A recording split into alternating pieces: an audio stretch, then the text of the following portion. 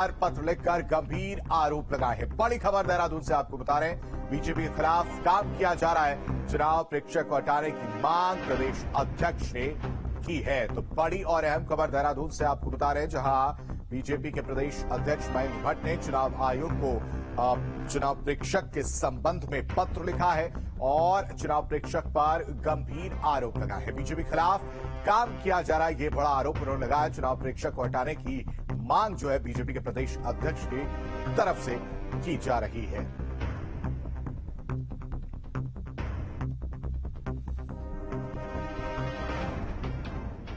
तो देहरादून से यह बड़ी खबर आपको बता रहे हैं, बीजेपी के प्रदेश अध्यक्ष महेंद्र भट्ट ने चुनाव आयोग को पत्र लिखा है, चुनाव प्रेक्षक पर गंभीर आरोप लगाए हैं। बीजेपी के खिलाफ काम करने का आरोप जो है वो बीजेपी के प्रदेश अध्यक्ष के द्वारा चुनाव प्रेक्षक पर लगाए गए हैं और चुनाव प्रेक्षक को हटाने की मांग जो है बीजेपी के प्रदेश अध्यक्ष के द्वारा की जा रही है।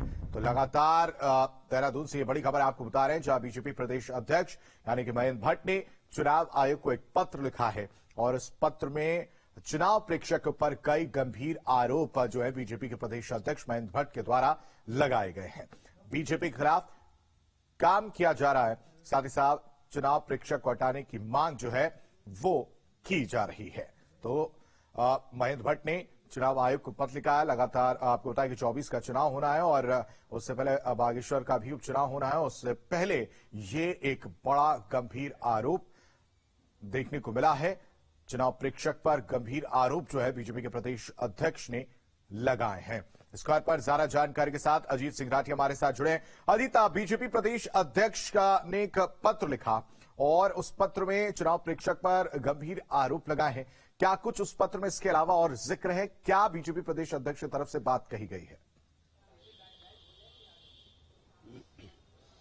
देखिए, पत्र तो आप दर्शकों के सामने अपनी स्क्रीन पर रख ही चुके हैं, तो मैं इसकी जो पृष्ठभूमि में जो कुछ चीजें छिपी हैं तो मैं उनको बताता हूं कि चूंकि 2-3 दिन पहले से जिस तरह से केंद्रीय ऑब्जर्वर ने कार्रवाई करनी शुरू की, तो उसमें भारतीय जनता पार्टी के बड़े नेताओं, मंत्रियों की, पदाधिकारियों की जो मानकों के अनुसार नहीं थी वो गाड़ियां भी उन्होंने सीज की।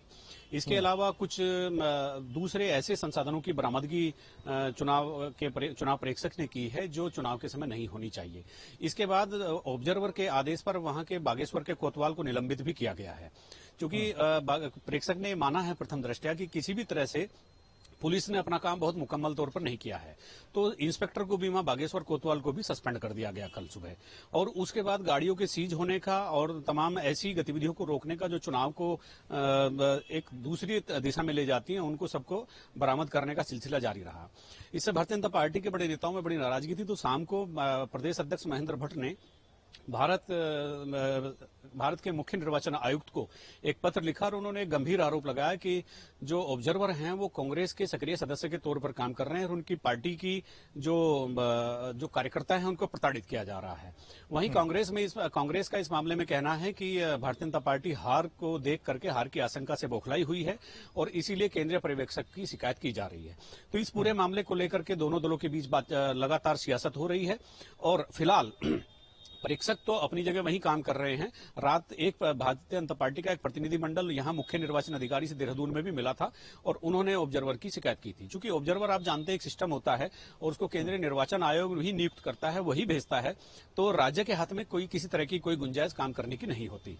तो अभी लबोलुआब यह है कि ऑब्जर्वर के बारे में इलेक्शन कमीशन की तरफ से ऐसा कोई कदम नहीं उठाया गया है जिस तरह की चिट्ठी भारतीय जनता पार्टी ने लिखी है। जी अजीत, एक दिन पहले इस तरह से सवाल उठा रहा है, क्योंकि बागेश्वर में उपचुनाव होना, उससे पहले ये सवाल उठा देना, कैसे इसको देखा जाए? जी बिल्कुल, देखिए चूंकि ऑब्जर्वर जब से यहाँ आए हैं तो ऑब्जर्वर लगातार सख्ती बरत रहे हैं और जितना भी पुलिस और प्रशासन का महकमा है वो उनकी ज्यादा निगरानी कर रहे हैं। जो सिस्टम यहाँ चुनाव कराने में लगा है, ऑब्जर्वर की निगरानी उनके ऊपर भी बहुत सारी है। तभी वहां पर इंस्पेक्टर को सस्पेंड करना पड़ा और सस्पेंड भी उस हालात में करना पड़ा कि जब सरकार नहीं चाहती थी कि वो सस्पेंड हो, लेकिन ऑब्जर्वर अड़ गए और उन्होंने इलेक्शन कमीशन को सीधे लिख दिया।